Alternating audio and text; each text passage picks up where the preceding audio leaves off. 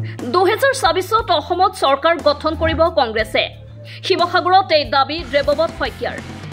প্ৰদেশ কংগ্ৰেছৰ নতুন সভাপতি গৌৰৱ গগৈৰ নেতৃত্বত ৰাজ্যজুৰি শক্তিশালী হৈছে কংগ্ৰেছ দল। গৌৰৱ গগৈৰ নেতৃত্বতে কংগ্ৰেছে গঠন কৰিব চৰকাৰ। ইতিমধ্যে কেইবাখনো জিলাত সালসলনি কৰা হৈছে জিলা সভাপতি। জিলাই নতুন সভাপতিসকলে গ্ৰহণ কৰিছে দায়িত্ব। শিৱসাগৰত জিলা কংগ্ৰেছৰ নতুন সভাপতি হিচাপে অজয় গগৈয়ে আনুষ্ঠানিকভাৱে দায়িত্ব গ্ৰহণ কৰাৰ সময়ত উপস্থিত থাকি বিৰোধী দলপতি দেৱব্ৰত শইকীয়াই কৰে কেইবাটাও তাৎপৰ্যপূৰ্ণ মন্তব্য। শিৱসাগৰ ৰাজীৱ ভৱনত আয়োজিত এই অনুষ্ঠানত বিধানসভাৰ বিৰোধী দলপতি তথা নাজৰা সমষ্টিৰ বিধায়ক দেৱব্ৰত শইকীয়াৰ লগতে দলৰ জ্যেষ্ঠ কনিষ্ঠ নেতাসকল, শতাধিক কৰ্মী আৰু দলীয় সমৰ্থকে অংশগ্ৰহণ কৰে। দায়িত্ব গ্ৰহণৰ পূৰ্বে অজয় গগৈক ডিমৌৰ পৰা শতাধিক বাইকৰ ৰেলীৰে আদৰি অনা হয়। তেওঁ শিৱদলত পূজা অৰ্চনা কৰি দলমুখ মছজিদত দোৱা কৰে। এই অনুষ্ঠানতে দেৱব্ৰত শইকীয়াই বিজেপি চৰকাৰৰ বিৰুদ্ধে কটাক্ষ কৰি কয় যে বিজেপিয়ে খাটি খোৱা মানুহজনক নেদেখে, কেৱল ভোটৰ সময়ত আঁচনি দিয়ে আৰু মিছা প্ৰলোভনৰ ৰাজনীতি কৰে।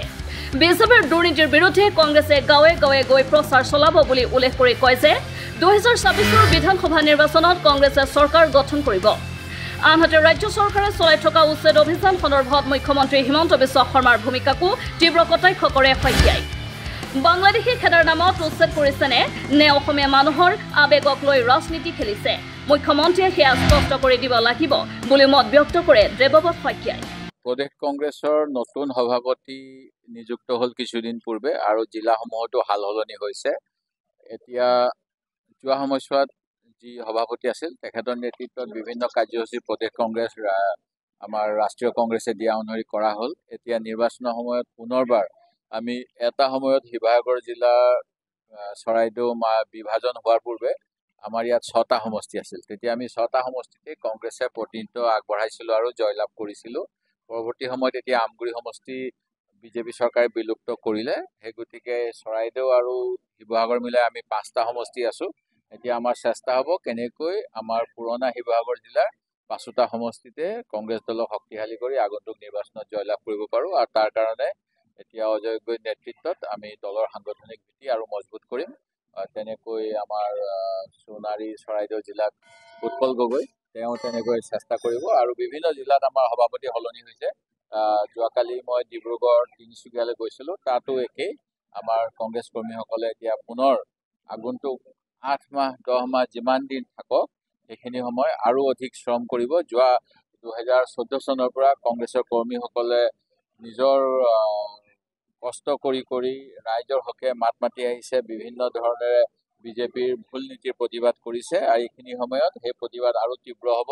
আমাৰ দলৰ নেতা কৰ্মী সকলোৱে ৰাইজৰ ওচৰলৈ গৈ বিজেপিৰ ভুল নীতি, অসম বিৰোধী চক্ৰান্ত গোটেইখিনি উদঙাই দিব আৰু আমি আশাবাদী আগন্তুক 2026ত আমি চৰকাৰ গঠন কৰিম। অকল আদানী আম্বানীক অসমৰ অষ্টলক্ষ্মীৰ দেশ বুলি নৰেন্দ্ৰ মোদী ডাঙৰীয়াই ক'লে। নৰেন্দ্ৰ মোদীক শাসনত বহোৱাৰ মূলতে হৈছে কিছুমান বেপাৰী। সাধাৰণ মানুহৰ খাটি খোৱা ৰাইজৰ কথা তেওঁলোকে চিন্তা নকৰে আৰু ৰাইজৰ মনত ক্ষোভ নহ'বলৈ তেওঁলোকে বিনামূলীয়া কিছুমান আঁচনি দি থাকে যাতে খেতিৰ প্ৰতি ৰাইজৰ মোহ নাইকিয়া হৈ যায়। আৰু এনেকুৱা হ'লে মানুহে ভাবিব যে এইবিলাক মাটি আৰু খেতি নহয়, চন্দৰা মাটি। কিন্তু তাৰ তলত যিবিলাক আমাৰ সম্পদ আছে সেই সম্পদখিনি কেনেকৈ আদানী আম্বানীক দিব পাৰি সেই প্ৰচেষ্টাৰ অংশস্বৰূপে এতিয়া নামনি অসমত বিভিন্ন ধৰণৰ উচ্ছেদ চলি আছে।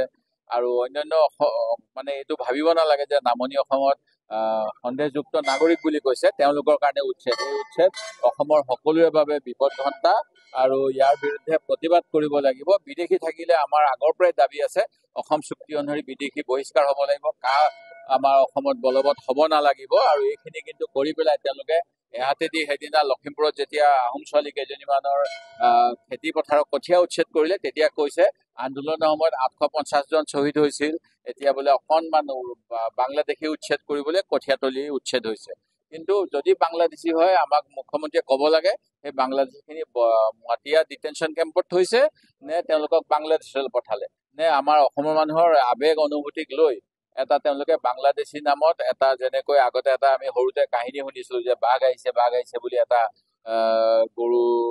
গৰখীয়াই কৈ থাকে, তেনেকুৱা এটা ধাৰণা দি পেলাই অসমীয়া মানুহৰ ভয় আৱেগক লৈ খেলিব বিচাৰিছে বিজেপিয়ে। সেই কথাটো নিশ্চিত কৰিব লাগে। শিৱসাগৰৰ পৰা ফৰিদ আলীৰ ৰিপৰ্ট, এম ভি লাইভ।